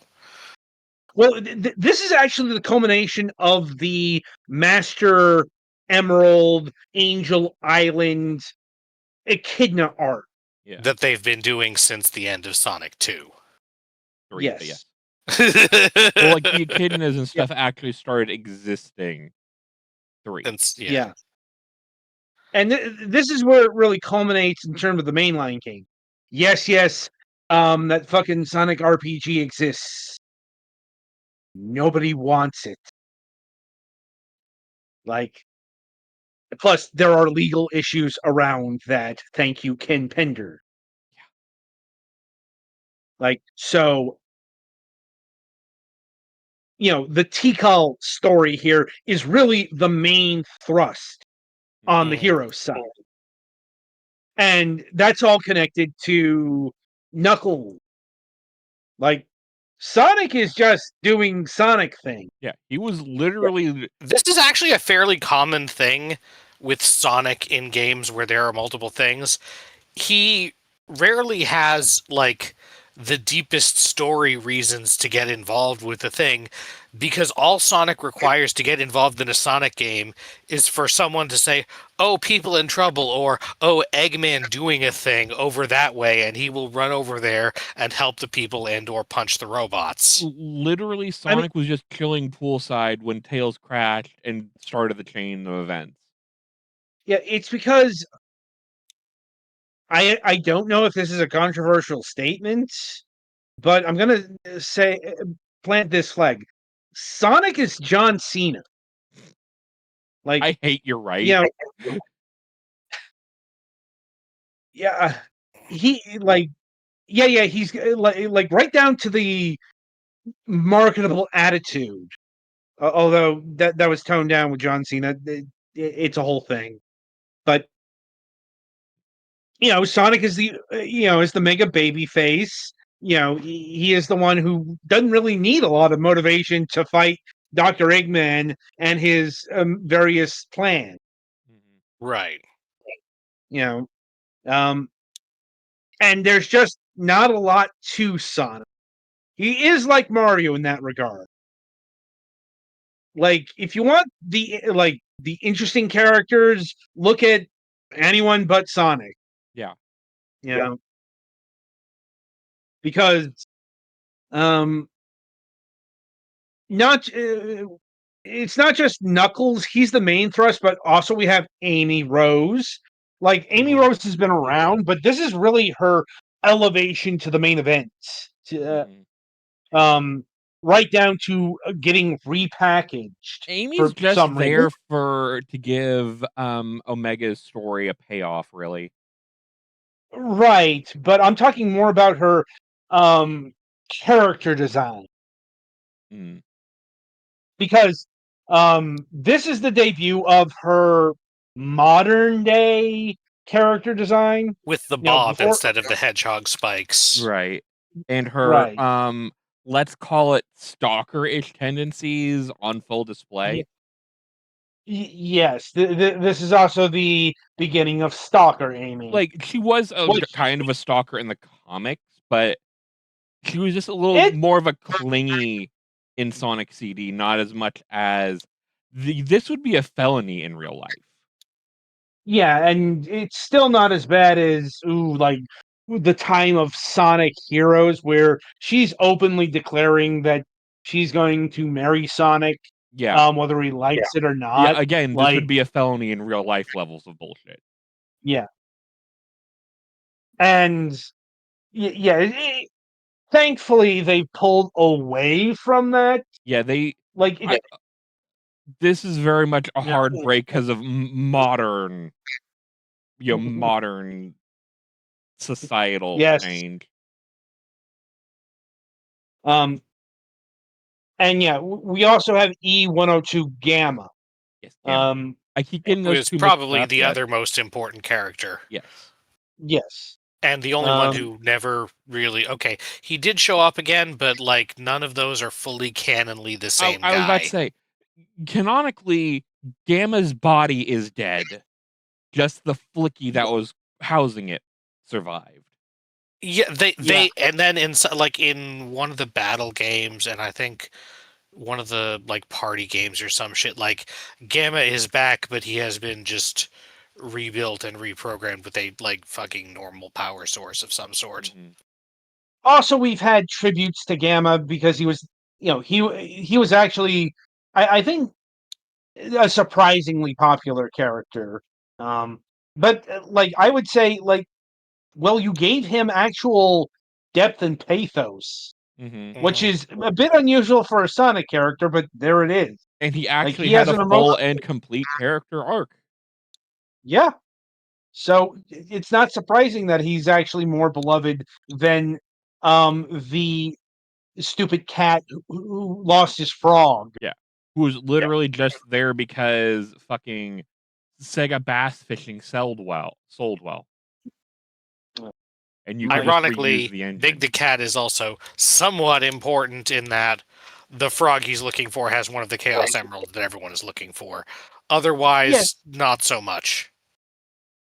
It's still a platforming motivation versus, actual character. Yeah. Mm-hmm. Like, and, so that's the hero roster. On the villain side, this is the beginning of, I'm not sure if it has a name, but, well, first of all, it's the unification of the name. Right. This is the last time that Sega will acknowledge the Dr. Robotnik name. Yes. The English name of Dr. Ivo Robotnik, or Ivo, depending on Y- how you pronounce it. Though, like, it is still his name, it's just he doesn't say it. yeah. And then it shifts to Dr. Eggman. Because his It's not grandfather is still Gerald Robotnik in Japanese. Yes. It's not, thanks to that, it's not as smooth as transitioning Princess Toadstool to Peach. Mm-hmm. Right. Like, it's also because Dr. Eggman is just kind of a stupid name. Like, Well, it's I supposed to be an honestly, insulting nickname. he embraces That's the it. excuses Yeah. they made for it. He's had Eggman on his fucking ship since Sonic 2, I think. Right. Yeah, But it was supposed to be an insultive nickname. yeah. So it just, I don't think it quite clicks Right. because it's just not as good a name as Dr. Robotnik. Like, I guess Robotnik makes him sound Russian, but And that was probably the point, yeah. yeah. judging by the accent they gave him in the English dub of the OVA. Well, at least everyone could agree that there's anything is better than fucking Kindobor. I hate you. Anyway, which is an anagram um, Oh yeah, it's of Robotnik backwards. Yes. Because he's a big fan of Alucard, you see. But this is also the beginning of. Once again, I'm not sure if it has a name, but Dr. Robotnik seeking an ultimate evil weapon. Mm-hmm. In this game, which is it's a fairly common incentive for villain motivation and other things too. But yeah, he got a touch of the you told me the evil power was delicious and then got mad at me when I ate it thing. Mm-hmm. yeah, but just from Chaos we get God, who's the main who's the big space flea out of nowhere in Sonic Adventure 2? I'm blanking The on his name. Biolizard? Yeah, that's it. Um, Which, but in fairness, is not a more powerful. It's not an ancient evil. It's his grandfather's science project. So but the chaos stuff doesn't come to a head until Sonic Frontiers. We'll get to that. Oh, we'll get to that.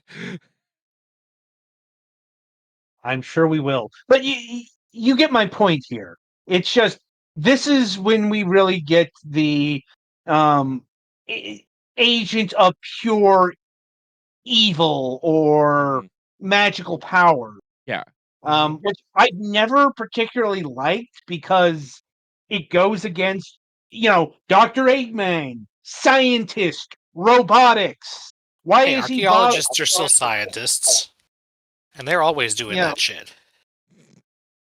Like, it's one thing if he's, trying to gather the chaos emeralds for, machinery, but to power the ancient guardian is just a bit off-brand. And use it as a fucking lapdog.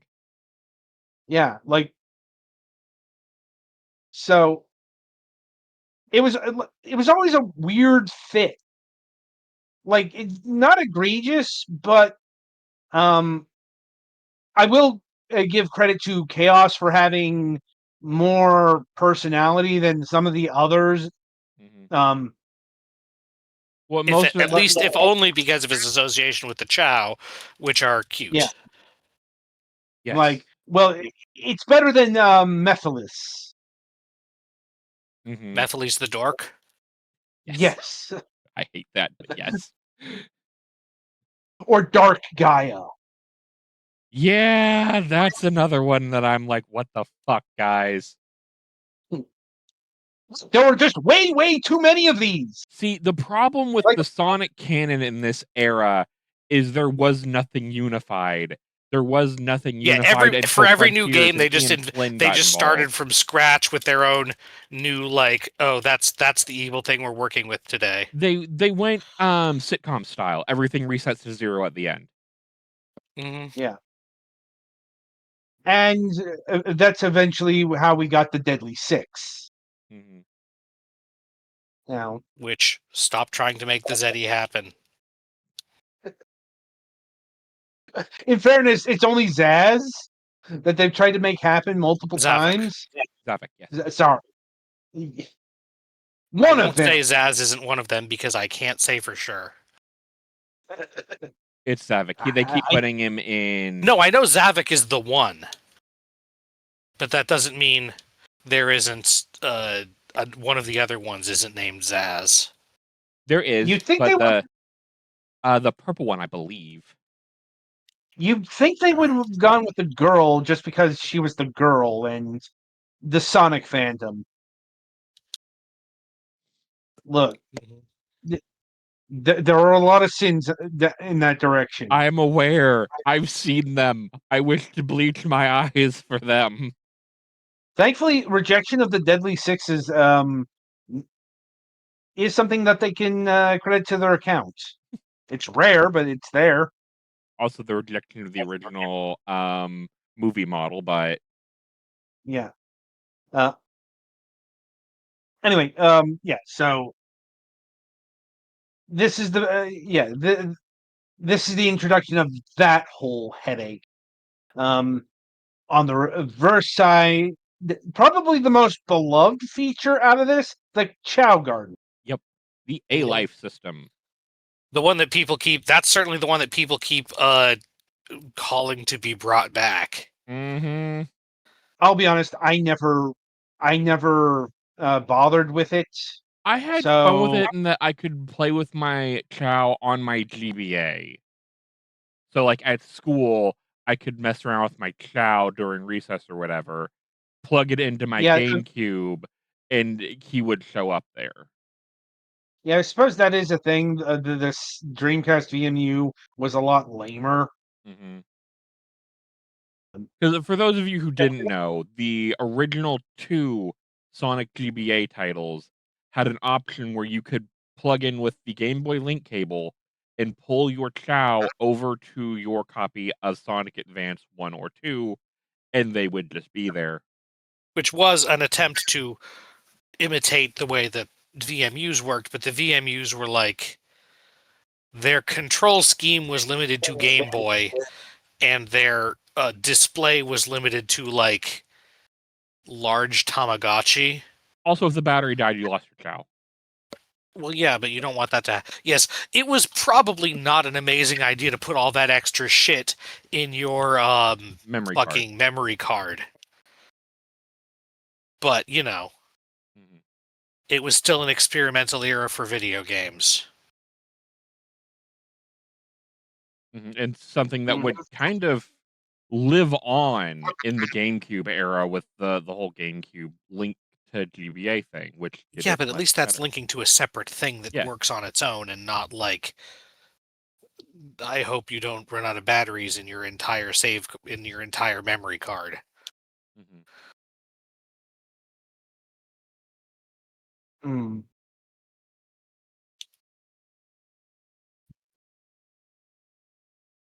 Anyway. So I'm trying to think if there's any aspect of Sonic Adventure. Right, it's Sonic Adventure Deluxe. So what made this game deluxe? The fact that it wasn't on a dead console. No, the fact that they added a whole bunch of Game Gear games. Yes. None of that content can be accessed until one of the characters has had their story cleared, I believe. I think there's a whole bunch of win conditions for that. Mm-hmm. Which in the Dreamcast version, Sega had an early form of achievements going on there. Like they were definitely achievements before achievements were achievements. Right. Mm-hmm. Like they were kind of like medals or badges or something along those lines for doing the same things.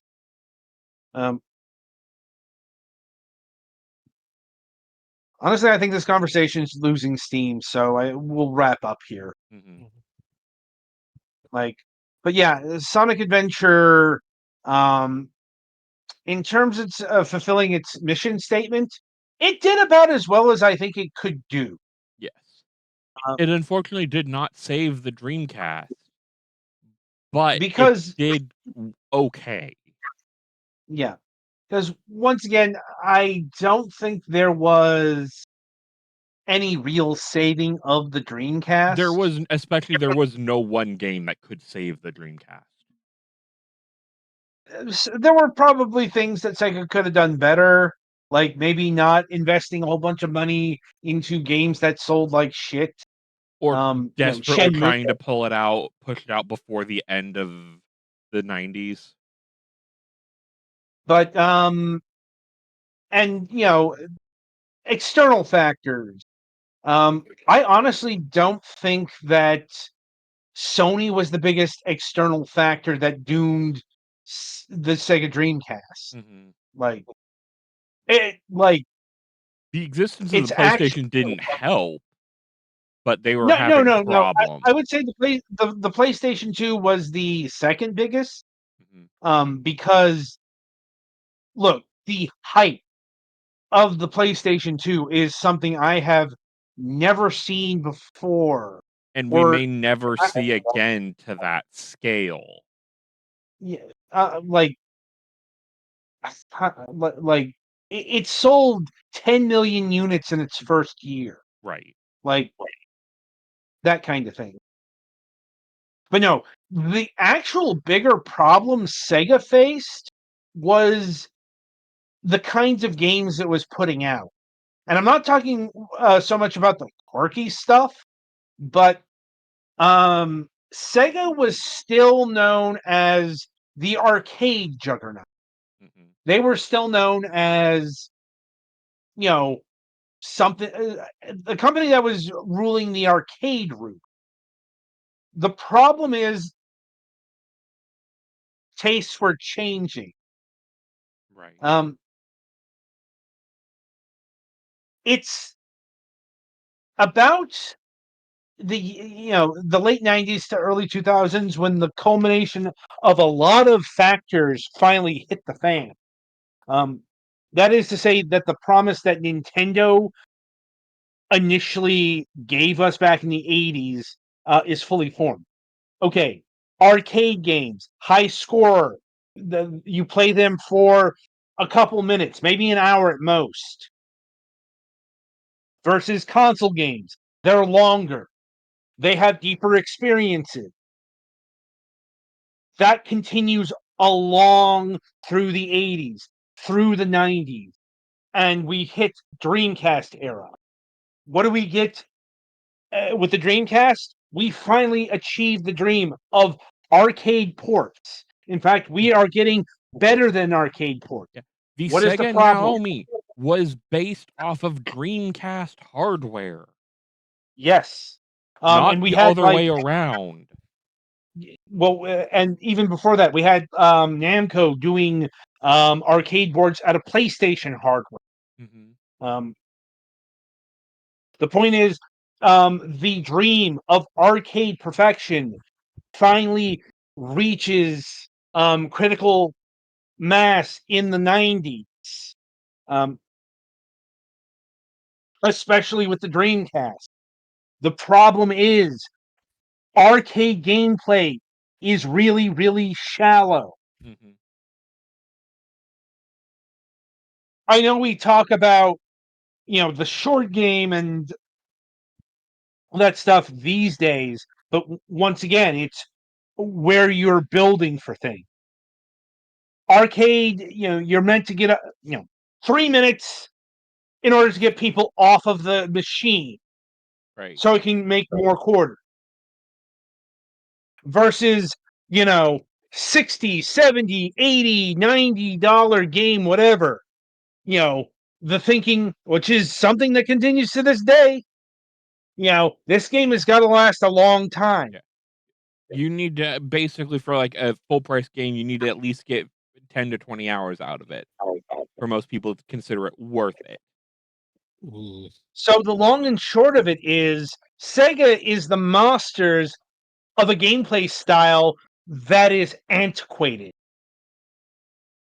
This is how fast technology is moving. Mm-hmm. And tastes are moving. And because pretty soon we hit the early 2000s, and that's when things get grimier. But that's not so much of a concern to Sega's business, Mm-hmm.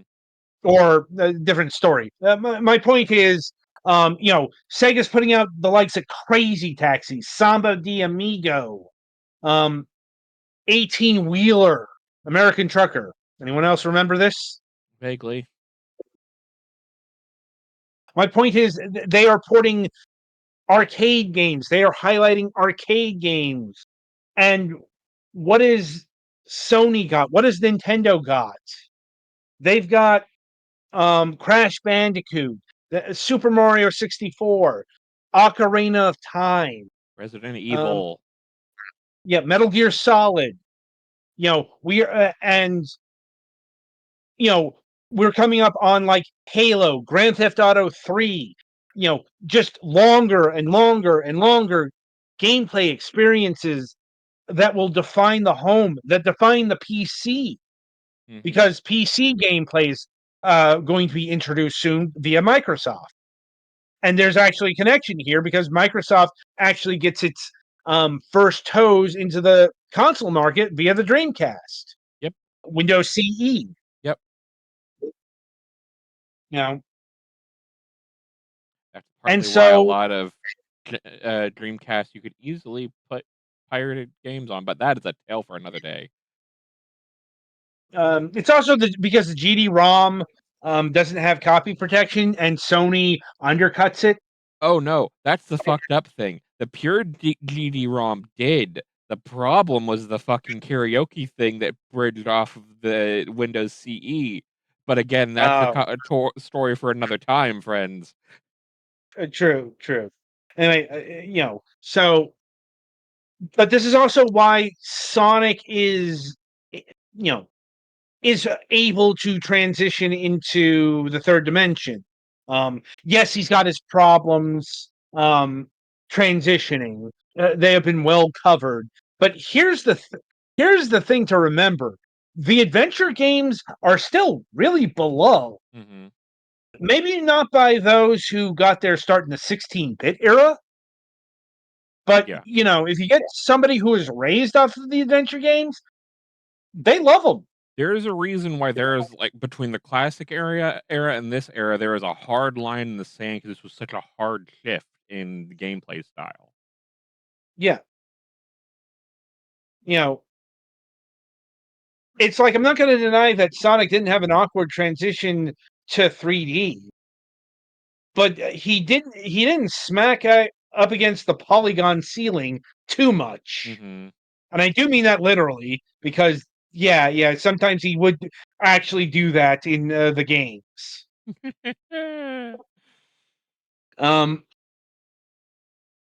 But it wasn't like Castlevania.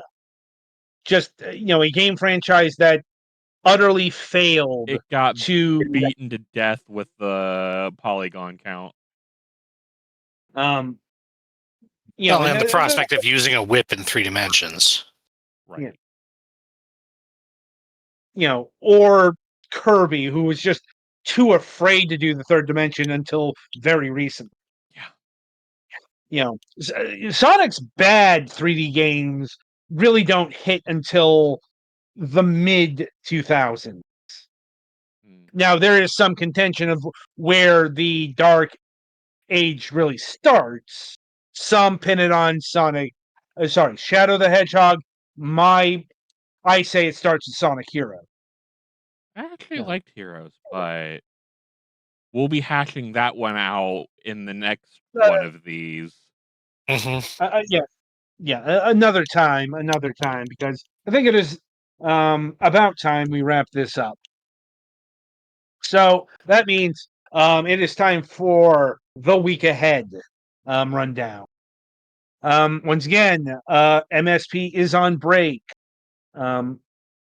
We do have a Friday show planned. On Friday, June 26th, we'll be welcoming Ramiro Zavelos of Raise Games to the program. If you will recall, he is the creator of the Donnaverse, which is 2 games right now, but it could be up to 3 games. Well, not by the time we do the interview, but like he could be working on another Donna game. But to recap, that is Donna the Canine Quest and Donna Survivor. We have done reviews of these. They are on YouTube. Also, yet another climbing game.